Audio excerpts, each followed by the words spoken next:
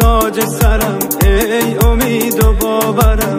تو مسیر زندگیم تنها تویی هم سفرم، دست تو آرام بشه قلب من عزیز من. تو مسیر سختی و تویی هم مسیر من.